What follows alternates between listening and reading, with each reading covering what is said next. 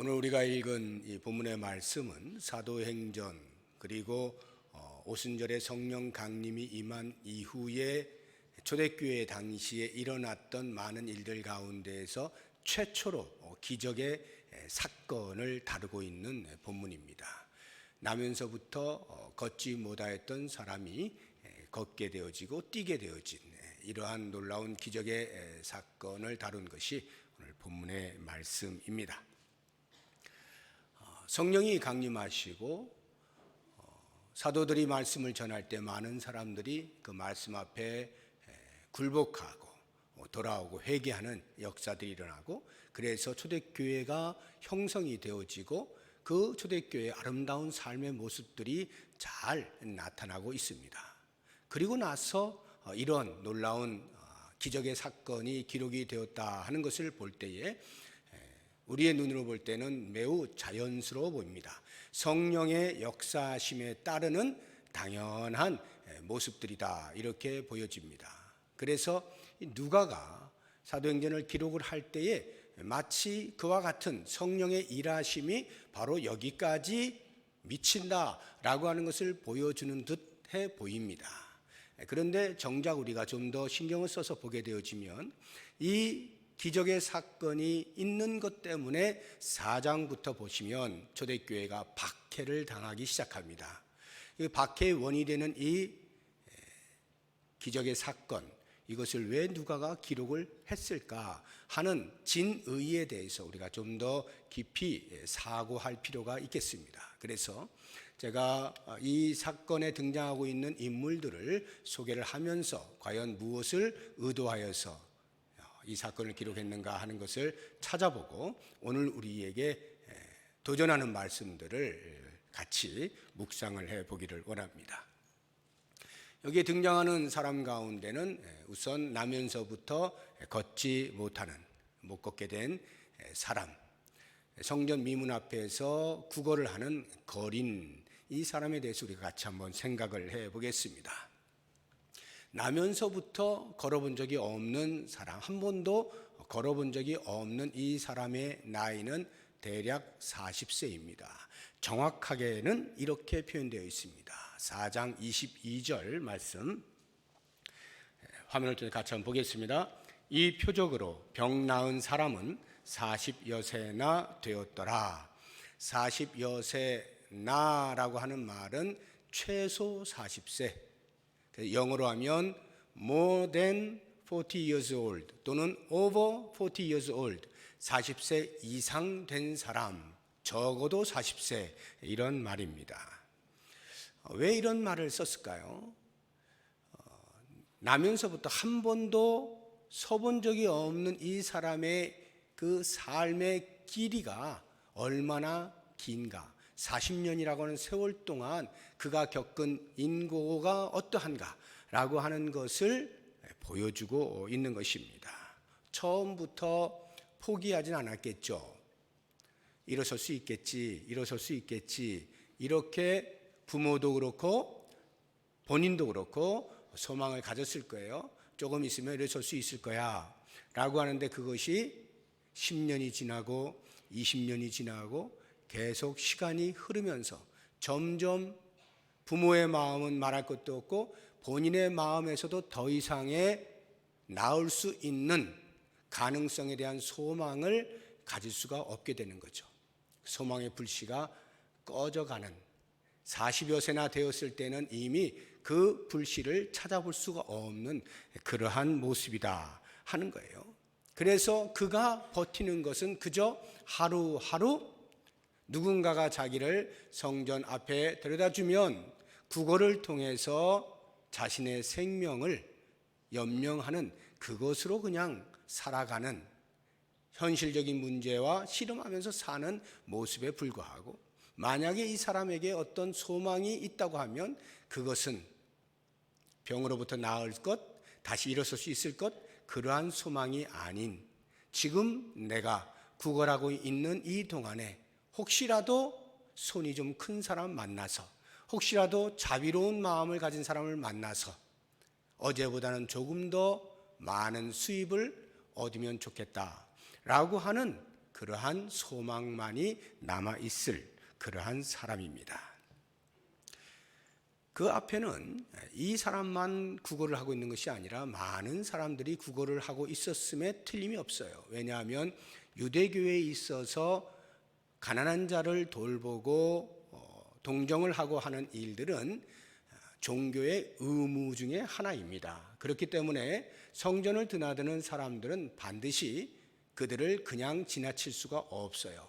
그러다 보니 구걸하는 사람들이 제일 선호하는 곳이 성전 앞이 될 수밖에 없는 거죠. 그래서 많은 사람들이 분명히 있을 터였는데 그 가운데에서 누가가 특별히 이 사람을 주목해서 이 사람을 클로즈업 해가지고 우리에게 보여주고 있는 의도가 뭐냐라고 하는 부분을 우리가 생각을 해보자는 것입니다. 왜 하필이면 이 사람을 우리에게 보여주고 있을까? 이 사람에 대한 우리가 영적인 해석을 하자라고 한다면 이 사람은 나면서부터 불구 아닙니까? 그리고 어떠한 소망도 더 이상 가지고 있지 못한 그러한 상태로서 다른 사람이 도와주지 아니하면 스스로 자기의 문제를 해결할 능력이 없는 사람이죠. 바로 이런 사람을 클로즈업 하면서 누가는 우리 인생이 예수를 알지 못하는 모든 인생은 바로 이와 같다라고 하는 것을 말하고 싶은 거예요. 모든 사람은 태어나면서부터 영적인 불구로 태어납니다. 영적인 불구라고 하는 것이 죄인을 말하는 거죠.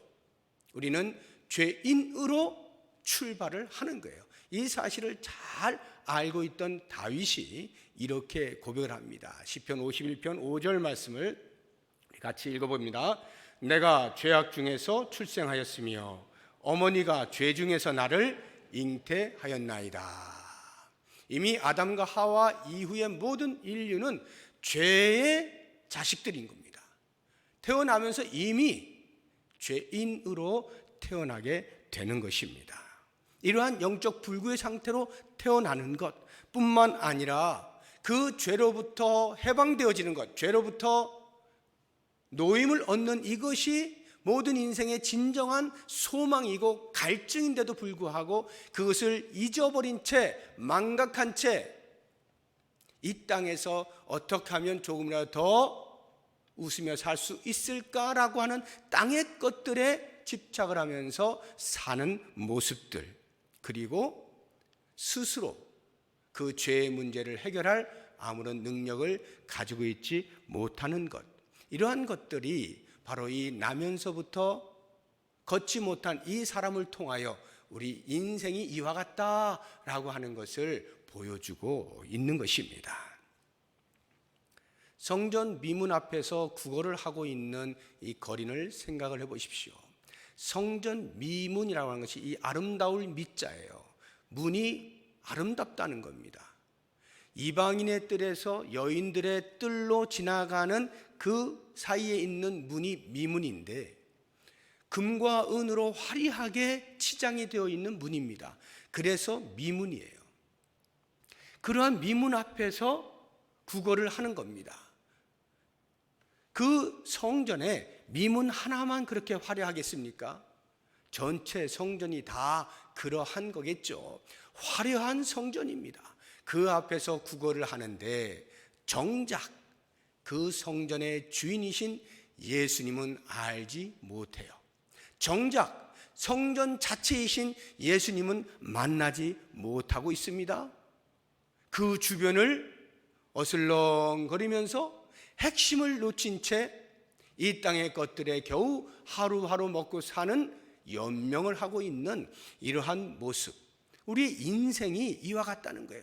이미 예수 그리스도께서 이 땅에 오셨지만 그 그리스도를 영접하지 아니하고 거부하고 받아들이지 아니하고 믿지 아니하고 그저 그 주변만 어슬렁거리면서 이 땅에서 그나마 내가 살 수 있는 게 뭐가 있을까에 관심을 가지면서 정작 자신의 정말로 필요한 영원의 구원을 위하여 오신 예수를 무시하고 있는, 보지 못하는 그러한 모습, 이것이 이 나면서 못 걷게 된 거린을 통해서 우리를 보아라 라고 하는 것이 이 저자의 의도다라고 하는 것입니다.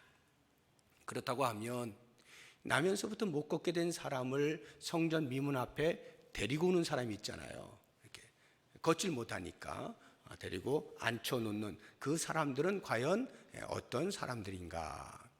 우리가 상식적으로 생각해 보면 제일 먼저 가족이 떠오를 겁니다. 가족들이 얘 그냥 가만히 앉아놨다가는 아무것도 못하고 이러다 그냥 죽겠다 싶으니까 구걸이라도 할 수 있게 해주어서 자기 밥벌이는 하도록 해줘야 되겠다.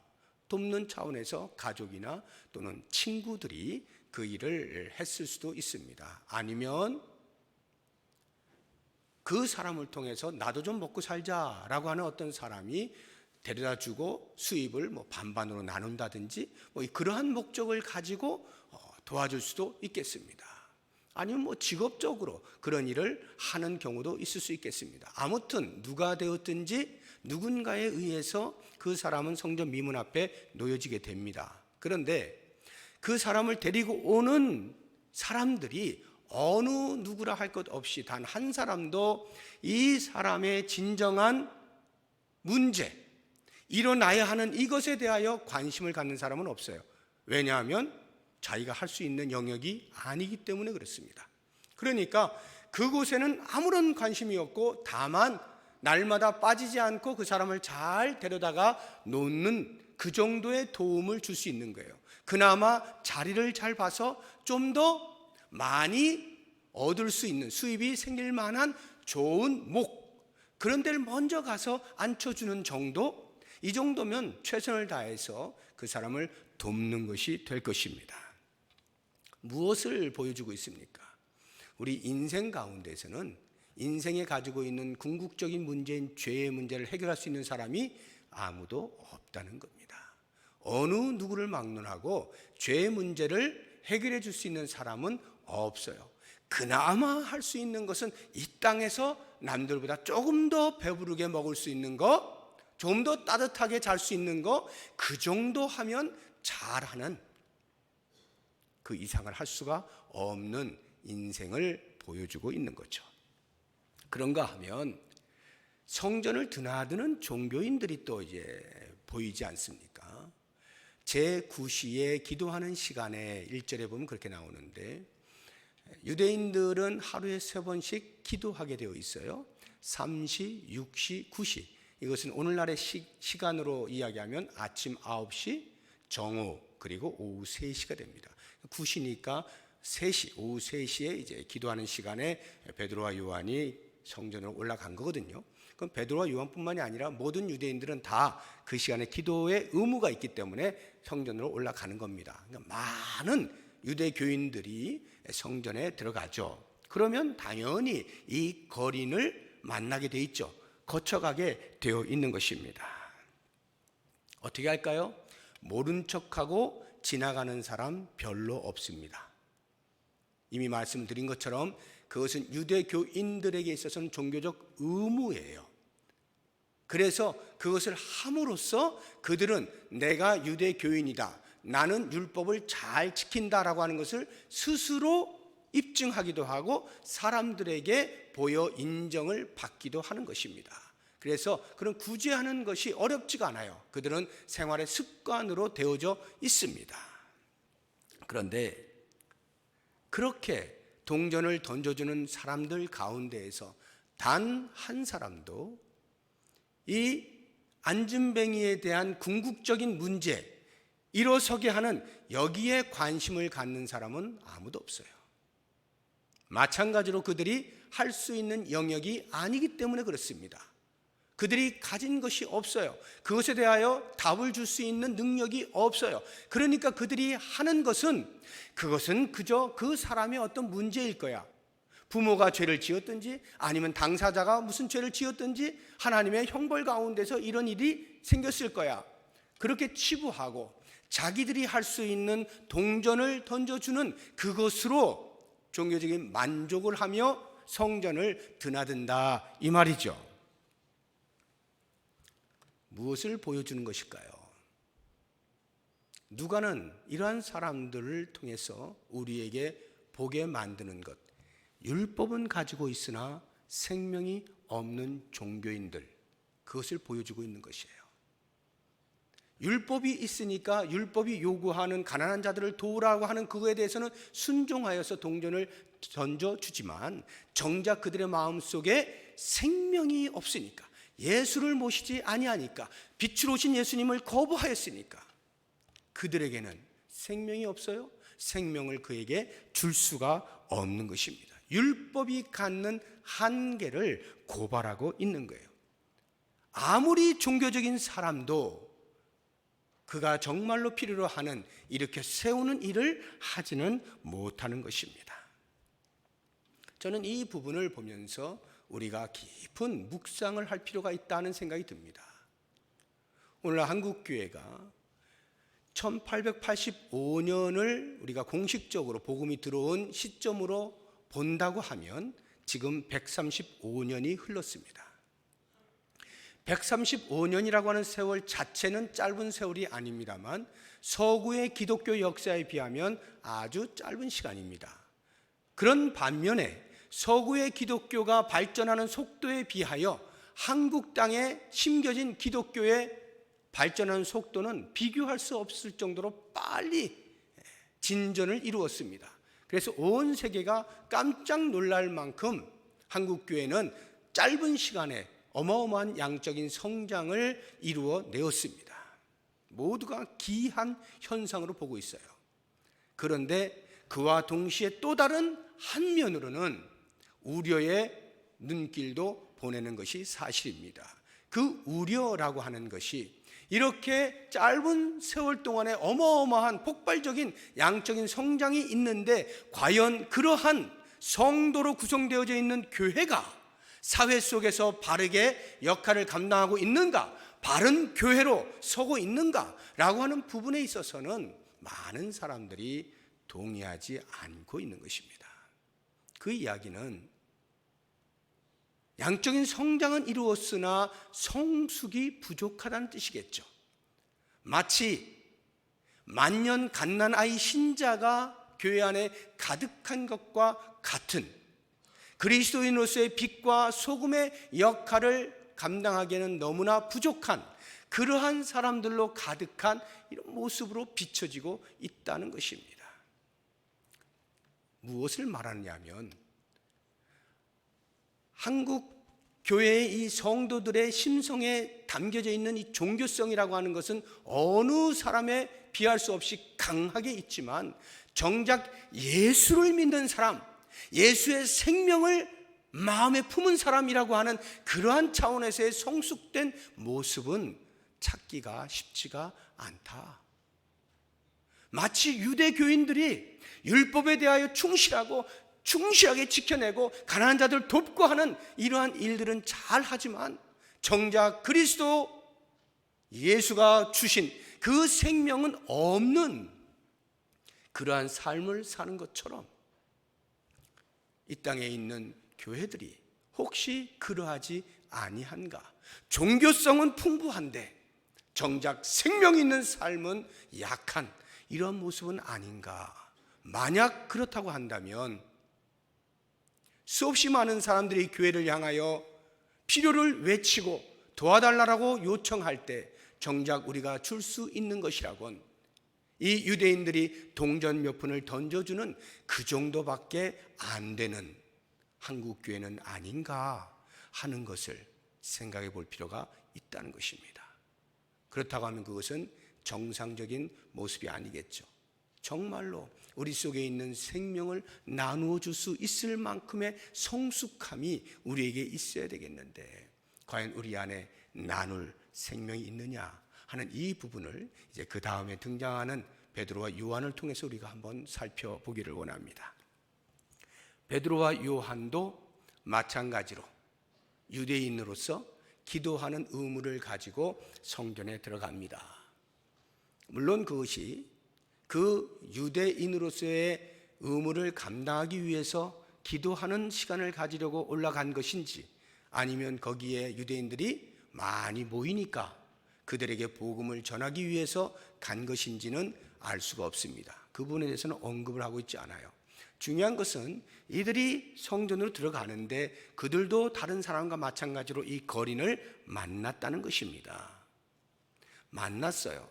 그러니까 거린은 당연하게 자기가 늘 하던 습관을 따라서 한 푼 주십시오 라고 구걸을 하는 것입니다.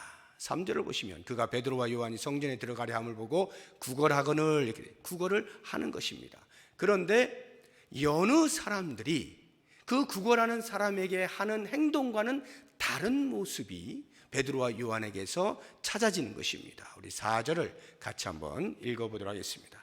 베드로가 요한과 더불어 주목하여 이르되, 주목하여 이르되, 누구를 주목했다는 거예요? 거린을. 이 거린을 주목했어요. 쳐다보았다 이 말이에요. 이게 굉장히 중요한 일이에요.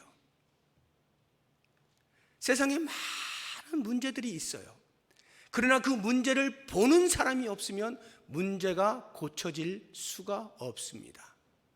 문제가 고쳐지기 위해서는 먼저 봐야 돼요. 문제가 있다는 것을 직시해야 됩니다. 거기에서부터 역사는 일어나는 거예요. 베드로와 요한은 그를 보았습니다. 지나가는 많은 사람들은 그를 볼 필요가 없어요. 늘 그곳에 앉아가지고 구걸을 하는 사람들이 즐비하기 때문에 지나가면서 아무 관심 없이 그냥 동전을 던지고 그냥 지나가는 겁니다. 그런데 베드로와 요한은 그를 주목하는 거예요. 거기에서부터 역사는 일어나게 됩니다. 주목하여서 뭐라고 말합니까? 우리를 봐라, 우리를 봐라. 먼저 그를 주목하고 그 사람에게 요청하는 게 우리를 주목해라, 우리를 주목해라, 이렇게 요청을 하는 것입니다. 이 거린의 입장에서는 이렇게 말을 하는 사람이 없어요. 그냥 동전 던져주고 가는 것 뿐이지, 아니면 잠시 딴 생각하느라고 그냥 지나가는 사람이 있을 뿐이지 우리를 봐라 이렇게 이야기하는 사람이 없거든요. 그러니 베드로와 요한이 이와 같은 말을 할 때에 이 거린의 마음에는 어떤 기대감이 생길까요? 우리 5절 한번 볼까요? 5절 같이 읽어봅니다. 그가 그들에게서 무엇을 얻을까 하여 바라보거늘. 거린이 베드로와 요한을 주목하는데 무엇을 얻을까 하여, 이것은 단순히 동전 한 입을 기대하는 것이 아닙니다. 동전 한 입은 쳐다보지 않아도 사람들이 지나가면서 다 던져주는 거예요. 그런데 굳이 자기를 불러서 우리를 봐 라고 말을 할 때는 이 거린의 마음속에는 은근한 기대감이 있어요. 이건 동전이 아니구나, 최소 지폐다, 이렇게 기대하는 거예요. 뭔가 있구나, 이 사람 특별히 나에게 주려고 마음을 쓰고 있구나 라는 기대를 하면서 베드로와 요한을 쳐다보게 된 것이죠.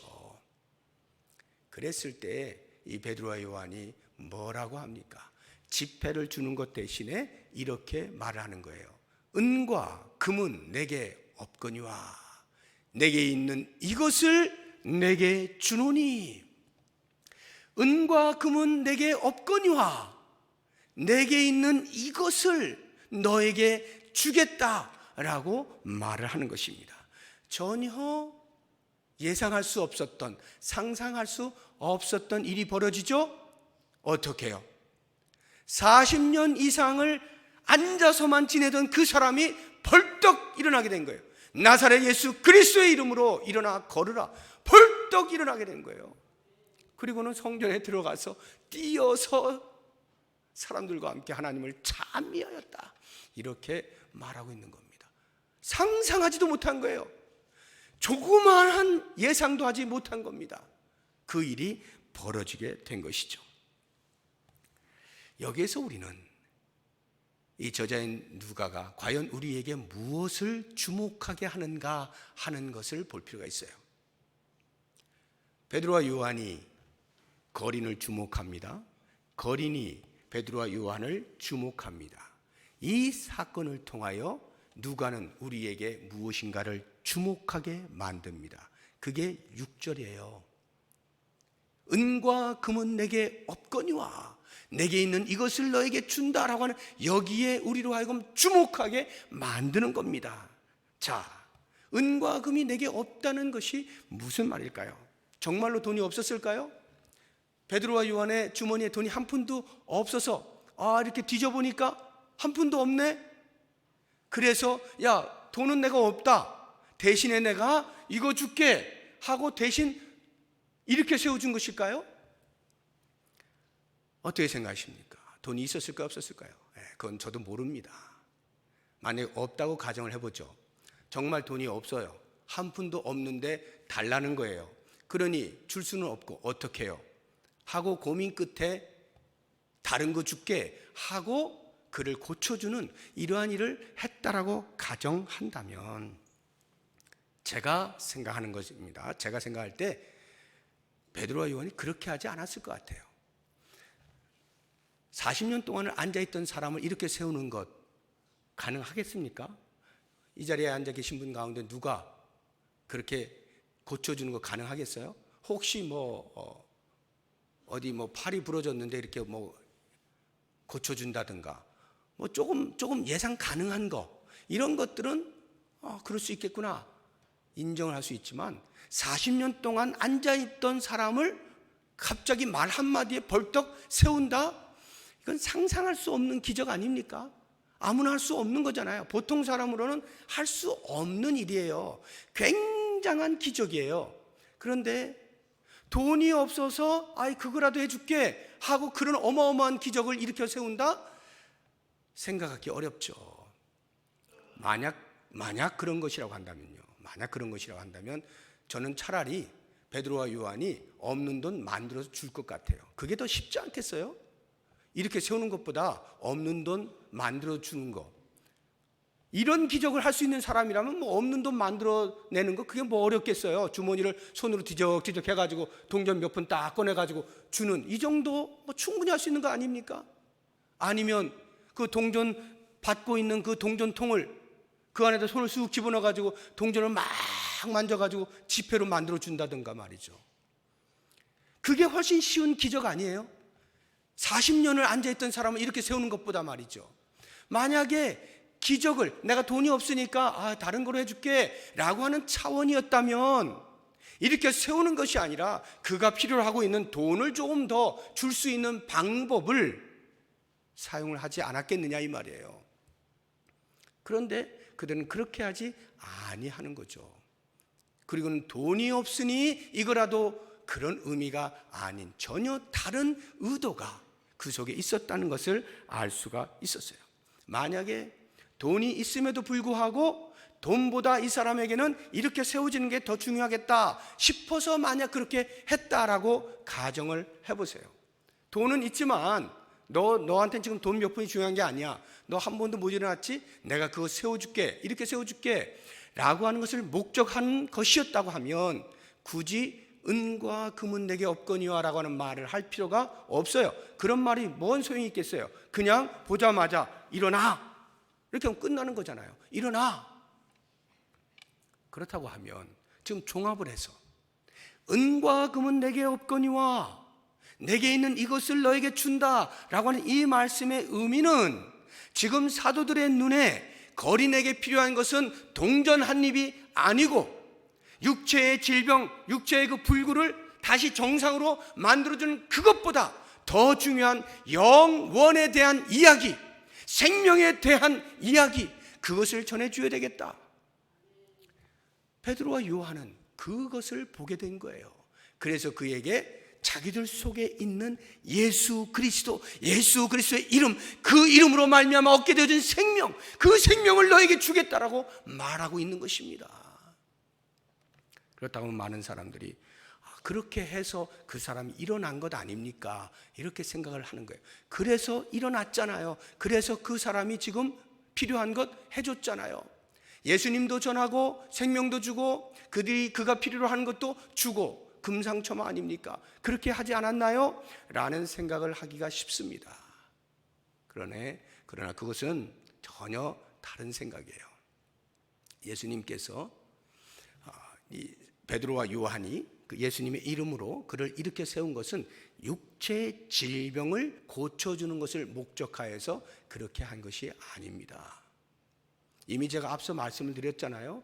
이 40년 된 안준뱅이는 우리 모든 인류, 그리스도를 알지 못하는 인류를 대변하고 있는 표징이다라고 말씀을 드렸잖아요. 그렇다고 한다면 그에게 있어서는 우리 모든 인간이 나면서부터 불구라고 하는 것이고, 그의 마음속에서는 태어날 때부터 점점 나이가 자라면서 내가 왜 앉아만 있지? 서야 되는데 하고는 그의 마음속에는 계속해서 한 소망을 품게 되잖아요. 일어서야지, 일어설 수 있을 거야. 그러다가 점점 그 소망이 사라지게 된 것 아닙니까? 우리 인생이 죄로 말미암아서 불구로 태어나서 어떻게 하면 내 죄를 해방될 수 있을까? 이 죄로부터 해방될 수 있을까? 어떻게 하면 이것을 해결할 수 있을까? 끊임없이 노력하다가 도무지 답을 찾지 못하여서 포기한 채 이 땅에서 하루하루 사는 것으로 살아가고 있는 그러한 인생, 그것을 예표하고 있는 것이라 이 말이에요.